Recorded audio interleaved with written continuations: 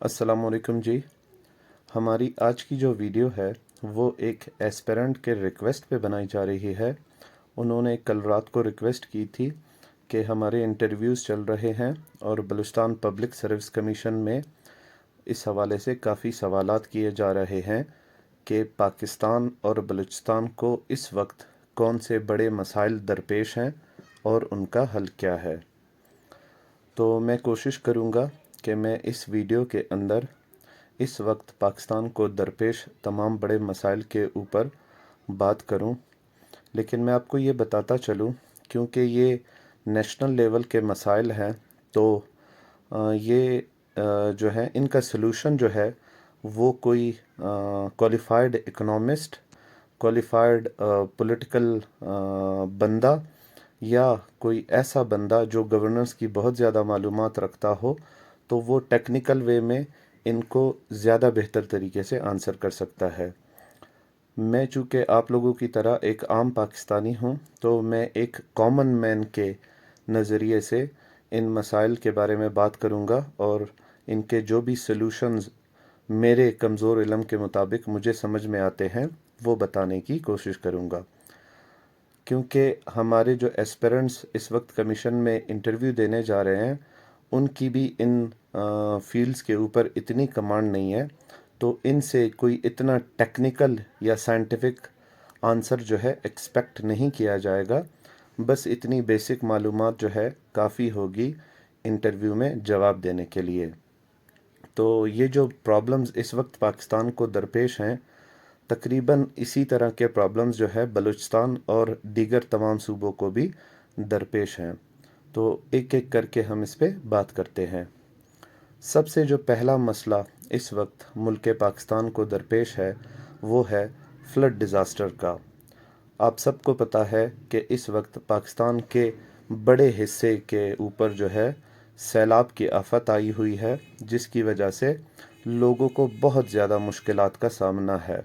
तकरीबन निज़ाम ज़िंदगी जो है दरहम बरहम हो चुकी है बहुत ज़्यादा इलाकों में सैलाब की सूरत हाल की वजह से।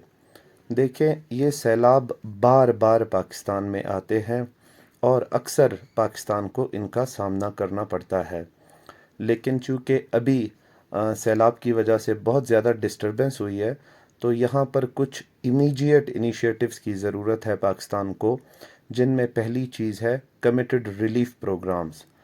एक जामे किस्म का रिलीफ प्रोग्राम होना चाहिए और उसके पीछे एक स्ट्रॉन्ग कमिटमेंट होनी चाहिए कि ये वाकई लोगों को रिलीफ प्रोवाइड कर सके। ऐसा ना हो कि बराए नाम रिलीफ प्रोग्राम्स हों और उनसे जो है जो अफेक्टीज़ हैं उनको कोई खातिर ख्वाह फ़ायदा ना हो, तो उसमें यह होगा कि मुल्क का पैसा भी ज़ाया होगा और लोगों को रिलीफ भी नहीं मिलेगा। इसलिए इस वक्त जो सबसे पहली रिक्वायरमेंट है वो है कमिटेड रिलीफ प्रोग्राम की, जिनसे वाकई में उन लोगों को फ़ायदा हो जो ये बारिश और ये जो है सैलाब आए हुए हैं इनसे वो लोग मुतासिर हुए हैं, उनको ज़्यादा से ज़्यादा फ़ायदा मिल सके। दूसरी जो चीज़ है वो है इन लोगों को फैसिलिटेशन देना और इनकी रीलोकेशन करना। जितनी भी फैमिलीज़ जो हैं सैलाब से मुतासिर हुई हैं, इस वक्त उनके हालात बहुत बुरे हैं, तो उनकी फैसिलिटेशन के लिए पाकिस्तानी अवाम से अपील करना। हालांकि पाकिस्तानी अवाम की हालत ख़ुद इस वक्त बहुत ख़राब है महंगाई की वजह से, लेकिन फिर भी अपने भाइयों और बहनों की खातिर पाकिस्तानी अवाम बड़ी हद तक कुर्बानी देने को तैयार हो जाएगी और जो कुछ मुमकिन है उनसे वो डोनेट करेंगे इन अफेक्टेड फैमिलीज़ के लिए। तो ज़्यादा से ज़्यादा इन फैमिलीज़ की फैसिलिटेशन की जाए ताकि उनका जो निज़ाम ज़िंदगी है वो थोड़ा बहुत स्टेबल हो सके और उनको जल्द अज जल्द रीलोकेट किया जाए ऐसे मकामात पे जहाँ पर वो महफूज तरीके से रह सकें और अपनी ज़िंदगी के निज़ाम को आगे बढ़ा सकें। अगर उन्हें रीलोकेट नहीं किया जाता, अगर उन्हें फैसिलिटेट नहीं किया जाता, तो जितने भी रिलीफ प्रोग्राम्स होंगे वो टेम्परेरी, तो उनको एक दो दिन के लिए या एक हफ्ते के लिए फ़ायदा दे देंगे, लेकिन उनकी ज़िंदगी जो है डिस्टर्ब रहेगी। इससे वो उनकी ज़िंदगियों में कोई ख़ास इम्प्रूवमेंट नहीं आएगी। दूसरी जो चीज़ दरकार है वो है रिलीफ प्रोग्राम्स की सुपरविज़न करना और जो भी डिफ़ाल्टर्स हों उनको अकाउंटेबल करना। ابھی حال ہی میں ہمارے پرائم منسٹر صاحب نے جو ہے بلوچستان کا دورہ کیا اور سپرویژن کی کچھ ریلیف پروگرامز کی، تو تھرو آؤٹ پاکستان جہاں پر بھی سیلاب کی وجہ سے لوگ متاثر ہوئے ہیں، وہاں پر سپیریئر اتھارٹیز کو، جیسے پرائم منسٹر صاحب ہیں اور ہمارے دیگر جو فیڈرل منسٹر صاحبان ہیں، یا پھر پرائم منسٹر صاحب خود اور ان کے ایڈوائزرز جو ہیں، وہ ان علاقوں کو وزٹ کریں، ریلیف پروگرامز کو سپروائز کریں، اور جہاں جہاں پر انہیں ڈیفالٹرز نظر آتے ہیں کہ وہ ریلیف پروگرام کو صحیح طریقے سے لیڈ نہیں کر رہے ہیں، لوگوں کو ریلیف نہیں دے پا رہے ہیں، اور ان سے جو ہے کوتاہیاں ہو رہی ہیں، یا وہ سیلاب زدگان کو نظر انداز کر رہے ہیں، تو ان کے خلاف سخت سے سخت ایکشن لیں، تاکہ وہ اپنی غلطی کے اوپر پشیمان ہو، اور انہی کے جیسے جو دیگر آفیسرز ہیں وہ اس سے ایک سبق سیکھ کر ایمانداری سے اپنے کام کو سر انجام دینے کی کوشش کریں۔ اس کے علاوہ جس چیز کی ضرورت ہے وہ ہے این ڈی ایم اے اور پی ڈی ایم اے کو انہینس کرنے کی۔ نیشنل ڈیزاسٹر مینجمنٹ اتھارٹی یعنی کہ این ڈی ایم اے کا اور پروونشل ڈیزاسٹر مینجمنٹ اتھارٹی یعنی کہ پی ڈی ایم اے، ان کی ذمہ داری ہوتی ہے ڈیزاسٹر کے سچویشن میں لوگوں کو ریلیف پروگرامز دینا، لوگوں کی ریلیف کے لیے اقدامات کرنا۔ تو اگر ان اداروں کو اسٹرینتھن نہیں کیا جائے گا، انہیں انہینس نہیں کیا جائے گا، ان کی کیپیسٹی بلڈنگ نہیں کی جائے گی، ان کو فنڈنگ نہیں کی جائے گی، تو ان کی حالت ایسی نہیں ہوگی کہ یہ زیادہ سے زیادہ ریلیف دے سکے لوگوں کو۔ اگر ان کے ریسورسز لمیٹڈ ہوں گے تو جو ریلیف پیکیجز ہوں گے یا ریلیف کے پروگرام ہوں گے وہ بھی لمیٹڈ ہوں گے۔ پھر ہم ایک ایسے نظام میں رہتے ہیں جہاں پر پھر کربا پروری کا سسٹم آ جاتا ہے، اور بہت سارے جو ضرورت مند ہیں ان تک وہ چیزیں نہیں پہنچ پاتی، بلکہ ایسے لوگوں کے ہاتھوں میں چلی جاتی ہیں جن کو ان چیزوں کی ضرورت بھی نہیں ہوتی۔ تو ان اداروں کو اگر اسٹرینتھن کیا جائے گا، ان کو اگر انہینس کیا جائے گا، ان کو زیادہ فنڈز دیے جائیں گے، زیادہ ماڈرنائز کیا جائے گا، تو یہ اس لائق ہوں گے کہ زیادہ سے زیادہ لوگوں کو جو ہے ریلیف پرووائڈ کر سکے۔ لیکن اس کے ساتھ ساتھ ان اداروں کی اکاؤنٹیبلٹی کو بھی سخت کرنا چاہیے۔ جب انہیں زیادہ سہولیات دی جائیں گی تو ان کی اکاؤنٹیبلٹی بھی اسی حساب سے ہونی چاہیے، بالکل جو ہے ان بایاسڈ اکاؤنٹیبلٹی ہو، تاکہ یہ ادارے صحیح طریقے سے کام کر سکیں۔ پھر ایک جو اہم ضرورت ہے وقت کی وہ یہ ہے کہ پاکستان کو جو ہے فلڈ مینجمنٹ کے حوالے سے یا ڈیزاسٹر مینجمنٹ کے حوالے سے کوئی کمپریہنسو پالیسی بنانی ہوگی مستقبل کے لیے۔ پاکستان میں یہ آئے دنوں کی بات ہے کہ سیلاب آتے ہیں، اس سے لوگ ڈسٹرب ہو جاتے ہیں، تو بجائے سیلاب آنے کے، تباہی مچ جانے کے بعد لوگوں کو ریلیف پروگرام دینے کے، اس سے بہتر ہے کہ کوئی ایسا کمپریہنسو پلان بنایا جائے جس سے سیلاب آنے کی شکل میں سیلاب کو مینج کیا جا سکے، سیلاب کے پانی کو جو ہے ڈائیورٹ کیا جا سکے، اسٹور کیا جا سکے، اسے جو ہے اس سے ہونے والی تباہی کو روکا جا سکے۔ اس طرح کے کمپریہنسو پلان بنائے جانے چاہیے۔ مجھے یقین ہے کہ پاکستان میں ایسے انٹیلیجنٹ لوگ موجود ہیں، اگر ان کی سروسز کو ہائر کیا جائے گا تو وہ ضرور ایسے اسپیشل ڈیزاسٹر مینجمنٹ پروگرامز یا فلڈ مینجمنٹ پروگرامز گورنمنٹ کو بنا کر دے سکتے ہیں، کہ جن کے ذریعے گورنمنٹ بڑی سطح تک ان تباہیوں کے اوپر کنٹرول کر سکتی ہے اور لوگوں کی جانوں کو، لوگوں کی پراپرٹیز کو بچا سکتی ہے۔ کیونکہ جتنا پیسہ ہم ریلیف پروگرامز پر لگاتے ہیں، اگر اتنا پیسہ جو ہے ہم فلڈ مینجمنٹ اور ڈیزاسٹر مینجمنٹ کے اوپر لگائیں، تو میں امید کرتا ہوں کہ بہت ساری چیزیں جو ہیں اسٹریم لائن ہو سکتی ہے اور ان تباہیوں کو بڑے حد تک روکا جا سکتا ہے۔ حالانکہ مکمل جو ہے کامیابی حاصل کرنا بہت دور کی بات ہے، لیکن کافی حد تک اس سے فرق پڑنے والا ہے۔ دوسرا جو بڑا مسئلہ اس وقت ملک پاکستان کو درپیش ہے وہ ہے شدید مہنگائی۔ بہت زیادہ مہنگائی ہے ملک کے اندر، عام آدمی کی کمر ٹوٹ چکی ہے مہنگائی کی وجہ سے، لوگوں کو ضروریات زندگی کی چیزیں لینے کے لیے بہت زیادہ مشکلات کا سامنا کرنا پڑ رہا ہے۔ تو مہنگائی کے حوالے سے جو چیزیں مجھے بطور ایک عام آدمی سمجھ آتی ہیں کہ کس طرح سے اسے روکا جا سکتا ہے، ان میں پہلی چیز یہ ہے کہ ڈومیسٹک انڈسٹری جو ہے اسے ریوائیو کیا جائے۔ اگر ہماری انڈسٹریز دوبارہ بحال نہیں ہوں گی تو یہ مہنگائی اسی طرح بڑھتی جائے گی، اسی طرح اس میں اضافہ ہوتا جائے گا، اور اس کا اثر جو ہے ڈائریکٹ عام آدمی کی زندگی پر پڑتا رہے گا۔ دیکھیں جی، انڈسٹریز مہنگائی کو کاؤنٹر کرنے کے لیے بہت بڑا کردار ادا کرتی ہیں۔ اگر آپ کی ڈومیسٹک انڈسٹری فعال ہو تو آپ کو باہر سے چیزیں امپورٹ کرنے کی ضرورت نہیں پڑتی۔ اگر آپ کی ڈومیسٹک انڈسٹریز ہی آپ کو اچھے پروڈکٹس بنا کر دیں گی، اگر آپ کی ڈومیسٹک انڈسٹریز فلی فنکشنل ہوں گی تو بہت حد تک آپ مہنگائی کے اوپر کنٹرول پا سکتے ہیں۔ اسی طرح یہ جو ٹیکس چور ہوتے ہیں، ان کے خلاف دائرے کو اگر تنگ کیا جائے اور یہ ٹیکس ایویژن کو اگر کاؤنٹر کیا جائے تو اس سے بھی مہنگائی کو بڑی حد تک کنٹرول کیا جا سکتا ہے۔ اب موجودہ حالات میں کیا ہے کہ جو ملازم طبقہ ہے اس سے تو ٹیکس لے لیا جاتا ہے، اور جو عام آدمی ہے، جو اینڈ کنزیومر جسے کہا جاتا ہے، جو ریٹیل پہ جا کے چیزیں خریدتا ہے، اس سے بھی ٹیکس لے لیا جاتا ہے۔ لیکن جو بڑے بڑے مگرمچھ ہیں اس ملک کے اندر جو ٹیکس چوری کرتے ہیں، انہیں حکومت ٹیکس نیٹ میں لانے میں ابھی تک کامیاب نہیں ہو سکی ہے۔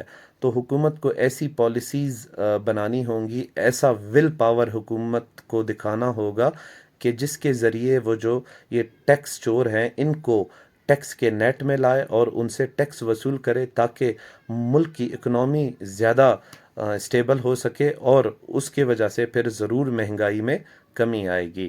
ایک اور وجہ جو ملک کو درپیش ہے جس کی وجہ سے مہنگائی اکثر بڑھ جاتی ہے، وہ ہے منی لانڈرنگ کا قصہ۔ جب آپ ملک کا پیسہ ملک سے باہر بھیجتے ہیں غیر قانونی طریقے سے، اور یہ پیسہ باہر جا کر دیگر ملکوں میں استعمال ہوتا ہے یا وہاں پر اسے محفوظ کیا جاتا ہے، تو اس سے ملک میں پیسے کی قلت پیدا ہوتی ہے، جس کی وجہ سے مہنگائی بہت بڑھ جاتی ہے۔ اگر منی لانڈرنگ کو گورنمنٹ کنٹرول کرنے میں کامیاب ہو جائے یا اس کے خلاف لاز کو سخت کر دے اور ایک سچی نیت کے ساتھ منی لانڈرنگ کو روکنے کے لیے اقدامات کرے، تو اس سے بھی مہنگائی میں بہت کمی آئے گی اور حالات بہتر ہوں گے۔ اور ایک اور چیز جو ضروری ہے مہنگائی کو کنٹرول کرنے کے لیے ہے، وہ ایفیکٹو رول ہے پرائس کنٹرول اتھارٹیز کا۔ بدقسمتی سے پاکستان کے اندر جو ہے یہ ادارے بہت ہی ناکامی کا شکار نظر آتے ہیں۔ بھی ہمارے پاس پرائس کنٹرول اتھارٹیز تو بہت ہیں، لیکن وہ پرائس کنٹرول کرنے میں جو ہے ناکام رہ چکے ہیں۔ وہ اپنی اتھارٹیز کو اس طرح سے استعمال نہیں کرتے یا اس ایمانداری کے ساتھ کام نہیں کر رہے ہیں جس ایمانداری کے ساتھ انہیں کام کرنا چاہیے۔ دیکھیں جی، مہنگائی بڑی ہے، یہ ایک یقینی بات ہے اور پوری دنیا پر اس کا اثر پڑ رہا ہے، لیکن بیچ میں جو منافع خور لوگ بیٹھے ہوئے ہیں وہ بلا وجہ جو ہے چیزوں کی قیمت کو حد سے زیادہ بھی بڑھا کر بیچ رہے ہیں، اور اس کے اوپر کوئی چیک اینڈ بیلنس نہیں ہے۔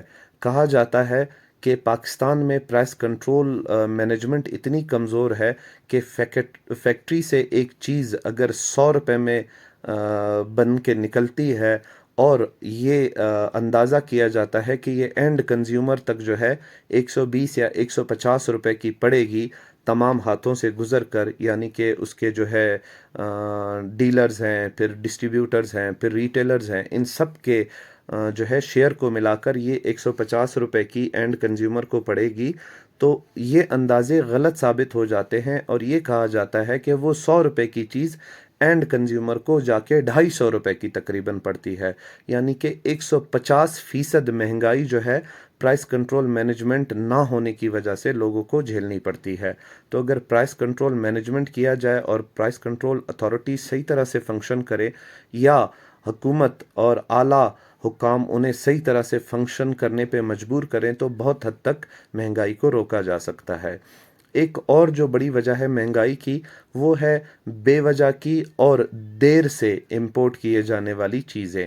دیکھیں، اگر پاکستان کو امپورٹ کی ضرورت ہے تو ٹائملی گڈز جو ہیں امپورٹ کیے جائیں۔ بہت سارے کیسز میں پاکستان میں دیکھا گیا ہے کہ ایک چیز کی کمی پاکستان میں نظر آ رہی ہوتی ہے اور اتھارٹیز فیصلہ نہیں کر پاتی، یا ان کے پیچھے جو ایلیمنٹس کھڑے ہوتے ہیں، منافع خور جو ہوتے ہیں، وہ کسی نہ کسی طرح سے انہیں ڈیلے ٹیکٹکس کے ذریعے روک دیتے ہیں امپورٹس کرنے سے، اور پھر جب پانی سر سے گزر جاتا ہے تو اس وقت پھر گورنمنٹ مجبور ہو کر چیزوں کو امپورٹ کرتی ہے، جو کہ گورنمنٹ کو اس وقت بہت مہنگی پڑتی ہیں۔ اسی وجہ سے پھر گورنمنٹ کو وہ چیزیں عوام تک سستی پہنچانے میں مسئلہ ہوتا ہے اور مہنگائی بڑھ جاتی ہے۔ تو یہ ٹائملی امپورٹس کرنا ایک بہت اچھا اقدام ہوگا مہنگائی کو کنٹرول کرنے کے لیے، اگر ہمیں امپورٹ کرنے کی ضرورت پڑے تو۔ ایک اور چیز جو ضروری ہے وہ ہے غیر ضروری ایکسپورٹ کرنا۔ دیکھیں، اگر ہم کچھ چیزیں جنریٹ کر رہے ہیں ڈومیسٹکلی، اگر ہماری پیداوار ہے ان چیزوں کی، اگر ہماری ضروریات سے زیادہ وہ نہیں ہے یا تھوڑی سی زیادہ ہے، اور ہمیں لگتا ہے کہ اگر ہم انہیں ایکسپورٹ کریں گے تو اگر کسی ڈیزاسٹر کی صورتحال آ گئی تو ہمیں پھر امپورٹ کرنی پڑیں گی، تو ایسی صورتحال میں چیزوں کو ایکسپورٹ نہ کرنے دیا جائے، بلکہ انہیں ملک کے اندر استعمال میں لایا جائے۔ ایکسپورٹ ہمیشہ وہ چیزیں کی جاتی ہیں جو بہت زیادہ ایکسس میں ہوں، آپ کے ملک کی ضروریات سے بہت زیادہ ہوں، تو تب انہیں آپ ایکسپورٹ کر کے پیسہ کماتے ہیں۔ لیکن اگر آپ اپنے ملک کی ضرورت کے لیے ان چیزوں کو استعمال کریں اور وہ ملک کی ضرورت کو پورا کرتی ہیں اور کچھ بھی نہیں بچتا ہے، تو ایسی چیزوں کو ایکسپورٹ کرنا جو ہے پھر مہنگائی کو بڑھانے کی وجہ بنتا ہے۔ اسی طرح جو ہے ذخیرہ اندوزی پاکستان کے اندر ایک بہت ہی بڑا مسئلہ ہے مہنگائی کو بڑھانے کے حوالے سے۔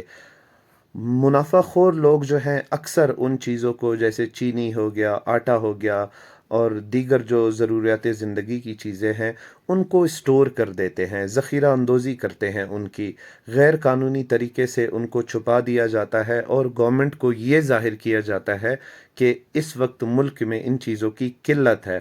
پھر جب گورنمنٹ جو ہے امپورٹس کرنے لگتی ہے تو پھر یہ منافع خور بھی اپنی چیزیں مارکیٹ میں لاتے ہیں اور اسی قیمت پر بیچتے ہیں جس قیمت پر گورنمنٹ امپورٹڈ چیزیں بیچ رہی ہوتی ہے، کیونکہ گورنمنٹ نے تو مجبوری کے حالت میں ان کو امپورٹ کیا ہوتا ہے، تو گورنمنٹ کو وہ مہنگی بیچنی پڑتی ہیں، تو بیچ میں یہ منافع خور بھی پیسہ کما لیتے ہیں اپنی چیزوں کو مہنگا بیچ کر۔ تو یہ منافع خوری اور ذخیرہ اندوزی کے قصے کو روک کر بھی بڑی حد تک مہنگائی کو کنٹرول کیا جا سکتا ہے۔ ایک اور مسئلہ جو اس وقت ملک پاکستان کو درپیش ہے وہ ہے گرتی ہوئی اکنامی۔ ہماری معیشت روز بروز گر رہی ہے۔ اس گرتی ہوئی معیشت کو روکنا بہت ہی ضروری ہے، ورنہ ہمارا ملک ڈیفالٹ کی طرف جا پہنچے گا اور پھر ہمارے پاس کوئی راستہ نہیں ہوگا اور ہماری صورتحال بھی سری لنکا جیسی ہو جائے گی۔ اب اس اکنامی کو سہارا دینے کے لیے صحیح جو ہے راستے تو کوئی اکنامسٹ ہی بتا سکتا ہے، لیکن میں پھر بھی اپنی کمزور معلومات کے حساب سے اور ایک عام پاکستانی کے حساب سے کچھ سجیشنز آپ لوگوں کو دینا چاہوں گا جو آپ انٹرویو میں بتا سکتے ہیں۔ ایک تو یہ ہے کہ آپ کے پاس ایفیشنٹ لیڈرشپ ہونی چاہیے جو ایک سوٹیبل ڈیل کریک کر سکے آئی ایم ایف کے ساتھ، کیونکہ اس وقت بنا آئی ایم ایف سے قرضہ لیا آپ کے پاس اور کوئی راستہ نہیں ہے اپنی اکنامی کو اسٹیبل کرنے کا۔ آئی ایم ایف آپ کی آخری امید ہے اس وقت، اور آئی ایم ایف کو کنونس کرنا کوئی ایسی آسان بات نہیں ہے، کیونکہ ہمارا ریکارڈ کچھ اتنا خاص اچھا نہیں رہا ہے جس کی وجہ سے آئی ایم ایف ابھی کنونس نہیں ہو رہا۔ تو اس وقت ایفیشنٹ لیڈرشپ کی ضرورت ہے جو آئی ایم ایف کو کنونس کر سکے کہ ہمیں اس وقت لون کی ضرورت ہے، اور انہیں وہ یقین دہانی بھی کرا سکے کہ یہ جو لون لیا جائے گا اسے واقعی میں نیشنل ویلفیئر کے لیے اور اکنامی کو ڈیولپ کرنے کے لیے استعمال کیا جائے گا۔ ہماری تاریخ موسٹلی یہ رہی ہے کہ ہم لون تو لے لیتے ہیں لیکن اس لون سے اکنامی کو اسٹیبل کرنے کے بجائے ہماری اکنامی اور زیادہ جو ہے گراوٹ کا شکار ہو جاتی ہے اور نیچے گرنے لگتی ہے اور برے حالات میں چلی جاتی ہے، کیونکہ وہ پیسہ جس طرح استعمال ہونا چاہیے وہ اس طرح استعمال نہیں ہو پاتا، وہ کرپشن کی نظر ہو جاتا ہے اور اس میں اور کئی روڑے اٹکائے جاتے ہیں، تو اس کا کوئی آؤٹ کم نہیں ہوتا، بلکہ وہ ہمارے لیے زیادہ قرضوں کی وجہ بنتا ہے اور ملکی عالمی سطح پر ہمارے قرضے اور بڑھ جاتے ہیں۔ تو جو بھی لون آئی ایم ایف سے لیا جائے اسے جو ہے صحیح طریقے سے استعمال کرنے سے بھی اکنامی کو اسٹیبل کیا جا سکتا ہے اور یقیناً اس سے اکنامی اسٹیبل ہوگی۔ ایک اور چیز ہے وہ ہے ایڈ لینا اپنے ریجنل پارٹنر سے اور سپورٹ کی ریکویسٹ کرنا اوورسیز پاکستانی سے. جیسے عمران خان صاحب نے اپنے دور حکومت میں اوورسیز پاکستانیز کو ریکویسٹ کی تھی تو انہوں نے بڑھ چڑھ کر اپنے پاکستانی بھائیوں کی مدد کی تھی. ان میں جذبہ ہے اپنے ملک کو جو ہے بہتر کرنے کا، اپنے بھائیوں کی مدد کرنے کا. تو ابھی بھی مجھے امید ہے کہ اگر ان سے ریکویسٹ کی جائے تو وہ بڑی حد تک یہ سیلاب کی صورتحال میں اور روز گرتی ہوئی اکنامی کی صورتحال کو دیکھتے ہوئے پاکستانی بھائیوں کی اور پاکستان کی مدد کرنے کو آگے آئیں گے. اس کے علاوہ جو ہمارے ریجنل پارٹنرز ہیں جیسے ایران ہو گیا، سعودی عربیہ ہو گیا، اور جو ہمارا آل ویدر فرینڈ ہے چائنا، اس سے ایڈ کی ریکویسٹ کی جائے تاکہ اکنامی کو اسٹیبلائز کیا جائے. اور یہ بات پھر سے شرط بن جاتی ہے کہ جو بھی پیسہ آئے گا، جو بھی ایڈ آئے گی، اسے صحیح مد میں ایمانداری سے استعمال کیا جائے، تبھی اکنامی جو ہے اسٹیبل ہوگی. اور دوسری جو چیز اکنامی کو اپلفٹ کر سکتی ہے، اسے اس تاریخ رات سے نکال کر روشنی کی طرف لے جا سکتی ہے، وہ ہے ڈومیسٹک انڈسٹری. آپ زیادہ سے زیادہ اپنی ڈومیسٹک انڈسٹری کو فیسیلیٹیٹ کریں، انرجی پرووائڈ کریں، ان کے لیے آسانیاں پیدا کریں پروڈکشن کے حوالے سے، را مٹیریل کے حوالے سے. تو جیسے ہی آپ کی ڈومیسٹک انڈسٹری اسٹیبل ہوگی تو وہ آپ کی اکنامی کو اسٹیبل کرنے میں بہت بڑا بلکہ ایک جادوئی کردار ادا کرے گی. ایک اور جو مصیبت ہے اکنامی کے حوالے سے ہمیں، وہ ہے خراب لا اینڈ آرڈر کی صورتحال. اگر ملک کی لا اینڈ آرڈر کی صورتحال خراب رہے گی، اگر وہ اسٹیبل نہیں ہوگی، تو کبھی بھی فورن انویسٹرز آپ کے ملک کے اندر انویسٹمنٹ نہیں کریں گے.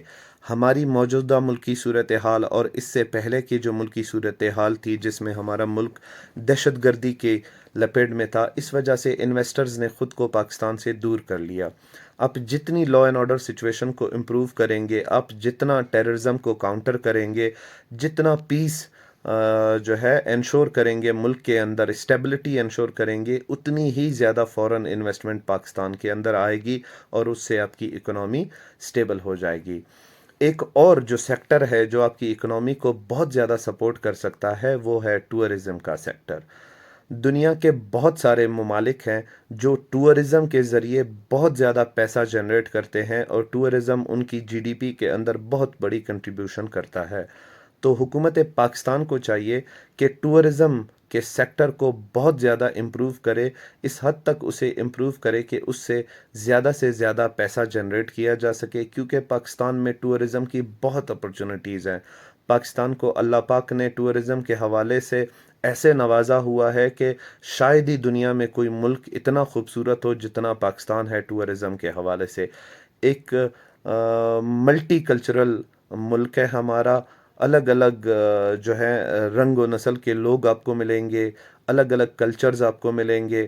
اور پاکستان کے جو ناردرن ایریاز ہیں یا کے پی وغیرہ کے ایریاز ہیں، یہ اتنے خوبصورت ہیں. اور پاکستان کے دیگر جو شہر ہیں، قبائلی علاقہ جات ہیں، بلوچستان کے حوالے سے، کے پی کے حوالے سے، یہ بہت خوبصورت ہیں. لوگ ان کو ایکسپلور کرنا چاہتے ہیں. اگر آپ لا اینڈ آرڈر کو اسٹیبل کریں، سیکیورٹی پرووائڈ کریں، پیس کو انشور کریں، تو آپ ٹورزم کو پروموٹ کر سکتے ہیں. اور ٹورزم کے حوالے سے آپ نے ڈیولپمنٹ کرنی ہوگی، تبھی لوگ ان مقامات تک جا سکیں گے. اور پھر وہ آپ کے لیے جو ہے یہ ٹورزم کا سیکٹر زیادہ سے زیادہ پیسہ جنریٹ کرے گا. تو یہ ایک بہت بڑا ہیلپ ہوگا پاکستان کی اکنامی کو اسٹیبل کرنے کے لیے، بشرطے اس سیکٹر کو جو ہے صحیح طریقے سے ایڈریس کیا جائے. اس کے علاوہ ایک اور مسئلہ جو اس وقت پاکستان کو درپیش ہے، جو کہ کافی سیریس مسئلہ ہے، وہ ہے پولیٹیکل انسٹیبلٹی کا. اس وقت پاکستان کے اندر پولیٹیکلی بہت زیادہ انسٹیبلٹی ہے. کوئی استحکام نہیں ہے پاکستان کے اندر. سیاسی استحکام نہ ہونے کی وجہ سے بھی ملک کے حالات بہت زیادہ خراب ہو چکے ہیں. اب سیاسی استحکام لانے کے لیے کوئی جادو کی چھڑی تو ہے نہیں کہ آپ نے اسے گھمایا اور سیاسی استحکام پیدا ہو جائے گا. دیکھیں پاکستان کی تاریخ میں بہت کم ایسا ہوا ہے، بلکہ میرے خیال سے کبھی بھی نہیں ہوا ہے کہ ایک single party over all majority لے کر پاکستان کے اندر رول کرنے کو آئی ہو اور پھر اس نے اپنی مرضی کے فیصلے کر کے ملک کے اندر جو ہے اسٹیبلٹی کو انشور کیا ہو، ترقی کو انشور کیا ہو، ایسا کبھی نہیں ہوا۔ پاکستان میں جب بھی حکومت بنتی ہے وہ کولیشن حکومت بنتی ہے، اور اس حکومت کے خلاف ایک اپوزیشن ہمیشہ کھڑی رہتی ہے۔ تو ایسے حالات میں پولیٹیکل اکاؤنٹیبلٹی کو انشور کرنے کے لیے ایک کنسنسس آف اوپینین چاہیے۔ آپ نے تمام لوگوں کو رضامند کرنا ہوگا، تمام پولیٹیکل اتھارٹیز کو، پولیٹیکل پارٹیز کو، پولیٹیکل لیڈرز کو آپ نے یقین دلانا ہوگا، اور ان کے ساتھ بیٹھ کر مشاورت کرنی ہوگی، اور اس بات کو منوانا ہوگا کہ سب سے پہلے ملک کے اندر سیاسی استحکام کی ضرورت ہے۔ اگر ملک کے اندر سیاسی استحکام نہیں ہوگا تو ڈالر کی قیمت بڑھتی جائے گی، آپ کا پیسہ گرتا جائے گا، مہنگائی بڑھتی جائے گی، آپ کے حالات برے ہوتے جائیں گے، لوگ انویسٹمنٹ کرنے سے دور بھاگیں گے، اور اینڈ میں یہ ہوگا کہ ملک ڈیفالٹ کر جائے گا۔ پھر نہ جو حکومت کر رہے ہیں وہ اس کو چلانے کے قابل ہوں گے، نہ وہ اس کو چلانے کے قابل ہوں گے جو اپوزیشن میں بیٹھ کر حکومت کے خلاف باتیں کر رہے ہیں۔ تو آپ نے لوگوں کو ایک پیج پر لانا ہوگا، تمام سیاسی لوگوں کو ان کی رضامندی سے ان کو راضی کرنا ہوگا، ان کی منت سماجت کرنی ہوگی کہ ہمیں اس وقت پاکستان کو بچانے کی ضرورت ہے، پاکستان کی معیشت کو بچانے کی ضرورت ہے، اس لیے ہمیں سیاسی استحکام لانے کی ضرورت ہے، اور ہم مل کر کام کریں گے پاکستان کو اس سخت وقت سے باہر نکالنے کے لیے۔ اچھا جی، ایک اور جو چیز پاکستان میں سیاسی عدم استحکام کی وجہ بنی ہے وہ ہے الزامات کی سیاست، یعنی کہ بلیم گیم پالیٹکس۔ یہ پاکستان کے اندر آپ کو ہر ٹی وی چینل پر نظر آئے گا، ہر سوشل میڈیا پلیٹ فارم پر آپ کو نظر آئے گا کہ سیاسی پارٹیاں ایک دوسرے کو بڑھ چڑھ کر جو ہے بلیم کرتی ہیں، الزامات دیتی ہیں۔ جو حکومت کر رہی ہے وہ حکومت سے باہر جانے والی پارٹی کو الزام دیتی ہے، جو حکومت سے باہر جا چکی ہے وہ حکومت کرنے والی پارٹی کو الزام دیتی ہے، اور الزامات اس حد تک آگے نکل چکے ہیں کہ نہ فیملیز کو بخشا جاتا ہے، نہ خواتین کو بخشا جاتا ہے، نہ بچوں کو بخشا جاتا ہے، کوئی کسی کو نہیں بخشتا۔ لوگوں کی وائفز کے اوپر بھی باتیں کی جا رہی ہیں، لوگوں کی بہن بیٹیوں کے اوپر بھی باتیں کی جا رہی ہیں، زندہ لوگوں کو بھی بلیم کیا جا رہا ہے، مردہ لوگوں کو بھی بلیم کیا جا رہا ہے۔ تو یہ اس وقت کی صورتحال ہے۔ اگر یہ صورتحال نہ ختم کی گئی، اسے امپروو نہ کیا گیا، اس بلیم گیم پالیٹکس کو، یہ جو الزامات کی سیاست ہے، اسے نہ روکا گیا، تو یقین کریں کہ پاکستان کے اندر کبھی بھی سیاسی استحکام نہیں آئے گا۔ پاکستان اسی طرح سیاسی عدم استحکام کا شکار رہے گا۔ جب تک آپ سیاسی استحکام نہیں لائیں گے پاکستان کے اندر، آپ پاکستان کو ترقی یافتہ ملک بنا ہی نہیں سکتے، کیونکہ یہ طریقہ چلتا رہے گا۔ جو پارٹی حکومت میں ہوگی اسے جو ہے اپوزیشن الزامات دیتی رہے گی، اور جب وہ حکومت سے نکل کر اپوزیشن میں آئے گی تو وہ پھر آنے والی پارٹی کو الزامات دیتی رہے گی۔ اس طرح کی سیاست کو، اس امیچور پالیٹکس کو ختم کرنا ہوگا پاکستان سے، تبھی پاکستان کے اندر استحکام پیدا ہوگا اور سیاسی استحکام آئے گا، اور تبھی ملک پاکستان ترقی کرے گا۔ ہمارے سیاستدان اس وقت ایک دوسرے کے اوپر الزامات لگانے کے علاوہ کچھ بھی نہیں کر رہے ہیں۔ پبلک ویلفیئر کی تو بالکل بات ہی نہیں کی جاتی۔ پاکستان کو پبلک ویلفیئر کا اسٹیٹ بنانا تو دور کی بات ہے، یہاں پر پبلک ویلفیئر کی بات کی ہی نہیں جاتی۔ صرف یہ کہا جاتا ہے کہ جانے والی پارٹی نے ہمارے ساتھ یہ کیا، جانے والی پارٹی نے ہمارے اوپر یہ الزامات لگائے، جانے والی پارٹی نے ہمارے اوپر یہ کیسز بنائے، اور ہم جو ہیں یہ کوشش کر رہے ہیں، ہم اس طرح کے لوگ ہیں، وہ اس طرح کے لوگ تھے، اور پھر جو نئی پارٹی آئے گی وہ پھر جانے والی پارٹی کے اوپر الزامات لگائے گی، اور جو پارٹی جا چکی ہوگی وہ پھر سے حکومت کرنے والی پارٹی کے اوپر الزامات لگائے گی۔ تو یہ اسی طرح چلتا رہے گا، کچھ بھی امپروو نہیں ہوگا اگر اس جو ہے الزامات کی سیاست کو نہیں روکا گیا پاکستان کے اندر۔ تو اس کو روکنے کی بہت زیادہ ضرورت ہے۔ پارٹی کے سپورٹرز اپنی پارٹیز کو فورس کریں کہ جی یہ الزامات کی سیاست ختم کر دیں، اور پارٹی ہیڈز کو ڈائریکشنز دینی چاہیے کہ کوئی بھی پارٹی یہ جو ہے الزامات کی سیاست ہے یہ نہیں کرے گی، یہ اخلاقیات سے بھی باہر کی چیز ہے، اور سیاست میں اس طرح کے کام کرنا سیاست کو ڈرٹی پالیٹکس کی طرف پھر لے کر جاتا ہے، اور ڈرٹی پالیٹکس کبھی بھی کسی بھی ملک کو ترقی دینے کے لیے ایک آئیڈیل پولیٹیکل سیٹ اپ نہیں ہوتا، ایک آئیڈیل پولیٹیکل سسٹم یہ نہیں ہوتا. سیاست لوگوں کے لیے کریں, لوگوں کی بھلائی کے لیے کریں. ذاتی سیاست کرنا, الزامات کی سیاست کرنا ملک کو کوئی فائدہ نہیں دے گا. ایک اور جو چیز ہمیں ضرورت ہے سیاسی استحکام پیدا کرنے کے لیے, وہ ہے کانسٹیٹیوشن کی بالادستی اور ان جو ہے قانونی فیصلوں کی بالادستی, ان کانسٹیٹیوشنل فیصلوں کی بالادستی جو عدالت کرتی ہے. دیکھیں, اگر عدالت کوئی غلط فیصلہ کرتی ہے اور وہ کانسٹیٹیوشن سے ثابت ہوتا ہے کہ وہ غلط ہے, تب بھی آپ اس کے خلاف اپیل کریں, نہ کہ آپ اپنی جوڈیشری کو جو ہے, آپ اپنی عدلیہ کو الزامات دیں, آپ اپنے ہائر ججوں کو جو ہے برا بلا کہنا شروع کر دیں. آج دنیا ایک گلوبل ولیج کی شکل اختیار کر چکی ہے. لوگ فنگر ٹپس کے اوپر جو ہے پاکستان کے تمام حالات کے بارے میں جان سکتے ہیں. ہمارے لوگ, ہمارے سیاستدان اور ہمارے لیڈرز جس طرح کی باتیں عدلیہ کے بارے میں کرتے ہیں, جس طرح کی باتیں جو ہے اداروں کے بارے میں کرتے ہیں, اسے پوری دنیا دیکھ رہی ہوتی ہے. وہ پوری دنیا تک پہنچ رہی ہوتی ہیں وہ باتیں, اور دنیا میں ہمارا مذاق بنا ہوتا ہے کہ عدالت آئین کے مطابق فیصلے کر رہی ہے, عدالت صحیح فیصلے کر رہی ہے, پھر بھی عدالت کو اس وجہ سے برا بھلا کہا جا رہا ہے کہ وہ فیصلہ کسی نہ کسی کے خلاف آیا ہے. دیکھیں جی, عدالت جب بھی کسی کیس کا فیصلہ کرے گی وہ ایک نہ ایک بندے کے خلاف آئے گی, اور عدلیہ پوری کوشش کرتی ہے کہ وہ ثبوتوں کو مد نظر رکھتے ہوئے, گواہوں کو مد نظر رکھتے ہوئے فیصلے کرے, آئین کو مد نظر رکھتے ہوئے فیصلے کرے. لیکن اس کے باوجود بھی جو ہے عدالتی فیصلوں کا مذاق اڑایا جاتا ہے, جج صاحبان کا مذاق اڑایا جاتا ہے, عدلیہ کا مذاق اڑایا جاتا ہے, اداروں کا مذاق اڑایا جاتا ہے, جس کی وجہ سے دنیا بھر میں پاکستان کی بدنامی ہے. اور یہ جو ہے پارٹیاں ہماری ہیں, یہ ان کے خلاف پروپیگنڈا کر کے اپنی سیاست چمکانے کی کوشش کرتی ہیں, جس کی وجہ سے پاکستان کو سیاسی عدم استحکام کا سامنا ہے. تو ان حالات کو ٹھیک کرنا ہوگا. ہمارے ملک میں آئین تو ہے, لیکن اس آئین کی سپرمیسی نہیں ہے, اس کی بالادستی نہیں ہے. اس آئین کو جب جو چاہے, جس طرح چاہے اپنے مطابق اسے مروڑ سکتا ہے, اسے توڑ سکتا ہے, اس کی ایسی تشریح کرتا ہے جو اس کے فائدے میں ہو. وہ تشریح نہیں کرے گا جس سے اسے نقصان ہو رہا ہو. تو یہ آئین کی بالادستی نہیں ہے, یہ آئین کے ساتھ مذاق کرنے والی بات ہے, اور اس سے سیاسی استحکام کبھی بھی نہیں آئے گا. آپ کو آئین کو بالادست رکھنا ہوگا, آپ کو عدلیہ کے آئینی فیصلوں کو بالادستی دینی ہوگی, تبھی آپ کے ملک کے اندر جو ہے استحکام پیدا ہوگا.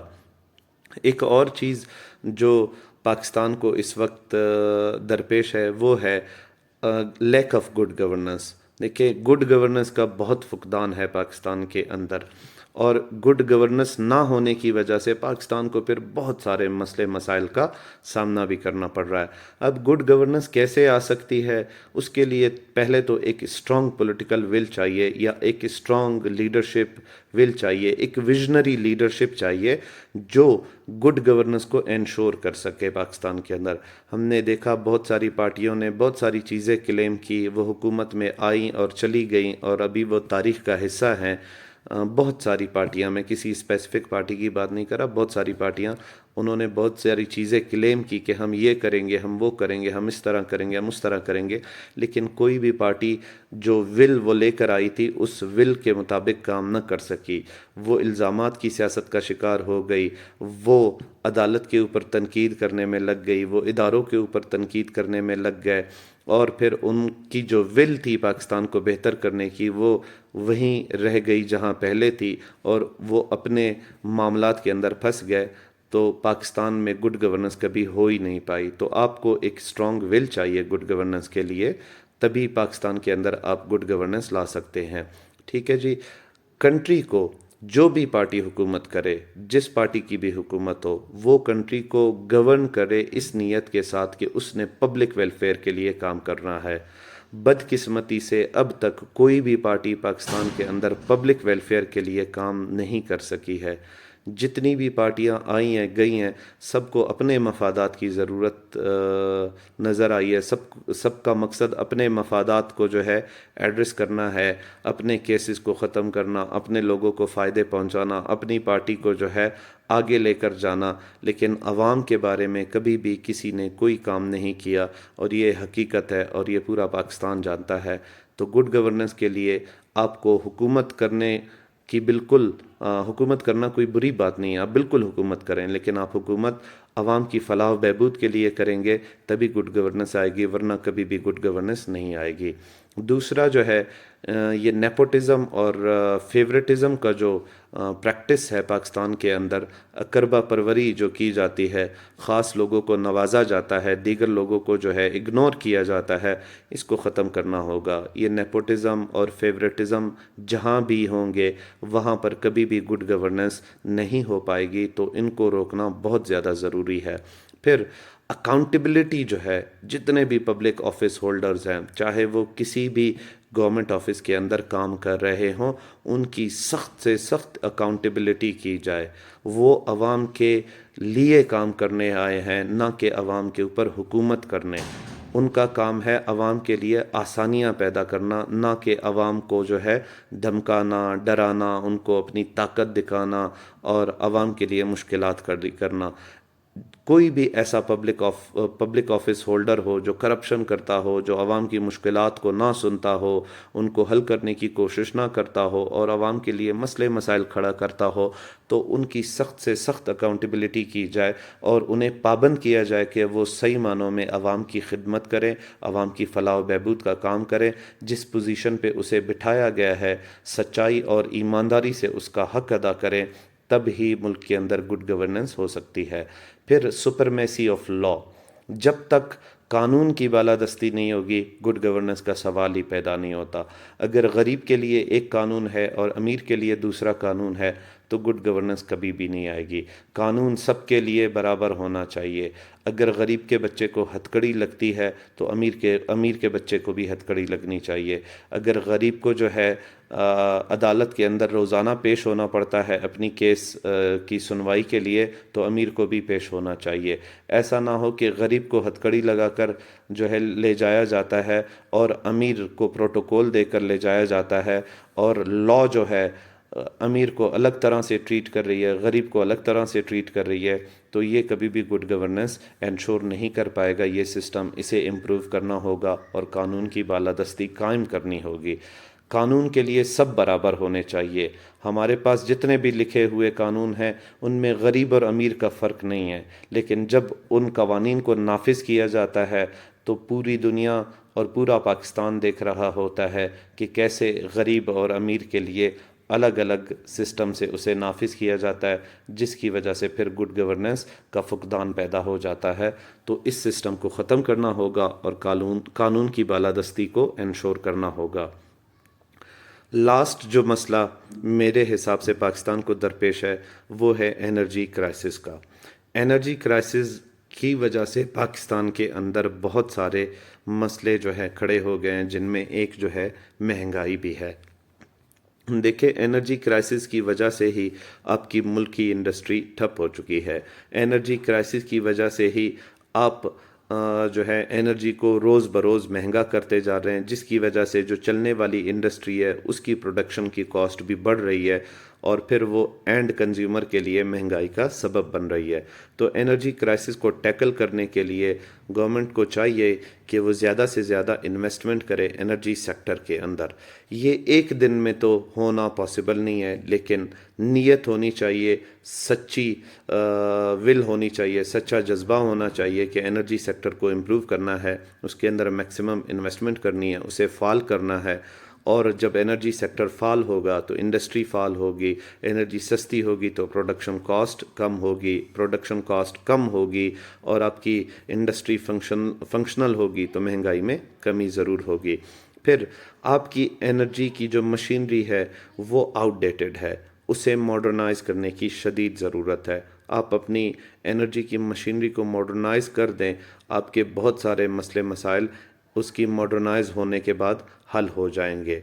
پھر آپ کا جو ایگزسٹنگ انرجی کا سسٹم ہے اسے اپ گریڈ کرنے کی شدید ضرورت ہے، آپ کی ٹرانسمیشن لائنز کو اپ گریڈ کرنے کی شدید ضرورت ہے۔ یہ آؤٹ ڈیٹڈ انرجی کا سسٹم اور یہ جو تباہ حال ٹرانسمیشن سسٹم ہے، ٹرانسمیشن لائنز ہے، ان کی وجہ سے انرجی کا بہت زیادہ لاس ہو رہا ہے۔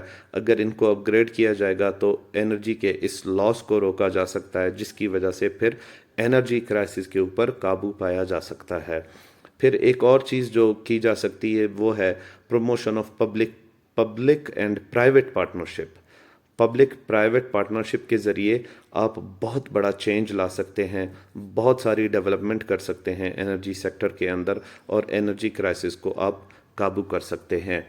تو یہ وہ مسائل ہیں جو میرے حساب سے پورے پاکستان کو اور پاکستان کے تمام صوبوں کو، جن میں بلوچستان بھی شامل ہے، یہ مسائل درپیش ہیں۔ یہی بڑے مسئلے ہیں جن کو پاکستان ایڈریس کرے تو بہت کچھ بدل سکتا ہے پاکستان کے اندر، اور پاکستان ایک آئیڈیل اسٹیٹ اور ایک آئیڈیل ویلفیئر اسٹیٹ کی طرح سے ابھر سکتا ہے دنیا کے اندر۔ اگر ان مسائل کو ایڈریس نہیں کیا جائے گا تو حالات اسی طرح رہیں گے۔ ہو سکتا ہے کہ میں نے جو باتیں کی ہیں ان میں بہت سی باتیں ایسی ہو جو پریکٹیکلی پاسبل نہ ہو، کیونکہ میں ایک اکنامسٹ نہیں ہوں، میں ایک پولیٹیکل جو ہے بندہ نہیں ہوں، میں کوئی پی ایچ ڈی نہیں کی ہے میں نے پولیٹکس کے اندر یا پولیٹیکل سائنس کے اندر، نہ ہی گڈ گورننس کے بارے میں بہت جانتا ہوں یا انرجی کرائسس کے بارے میں، لیکن بطور ایک عام پاکستانی مجھے جو چیزیں سمجھ آتی ہیں وہ یہی ہے، اور مجھے لگتا ہے کہ ان کو ایڈریس کر کے ہم بہت ساری چیزوں کو ٹھیک کر سکتے ہیں، اور میرے حساب سے یہ کامن راستے ہیں میری عقل کے مطابق، میرے علم کے مطابق، ان چیزوں کو بہتر کرنے کے اور ان چیزوں کو درست کرنے کے۔ ہو سکتا ہے اس سے زیادہ پریکٹیکل طریقے ہوں، جو ایکسپرٹس ہیں ان کو زیادہ پتہ ہوگا، لیکن انٹرویو کے لیے، کیونکہ میں اس ویڈیو کو بنا ہی اس وجہ سے رہا ہوں کہ ہمارے بی پی ایس سی کے جو اسپیرنٹس ہیں یا دیگر پبلک سروس کمیشن کے جو اسپیرنٹس ہیں، وہ انٹرویو میں اگر اتنی رائے دے دیں تو مجھے لگتا ہے کہ یہ آنسرز کافی ہوں گے۔ میں امید کرتا ہوں کہ اس سے آپ کو بہت زیادہ فائدہ ہوگا، اور اللہ کرے کہ آپ کو انٹرویو میں کامیابی ملے ان آنسرز کی وجہ سے، اس انالیسس کی وجہ سے۔ اللہ آپ کا حامی و ناصر ہو۔ اللہ حافظ۔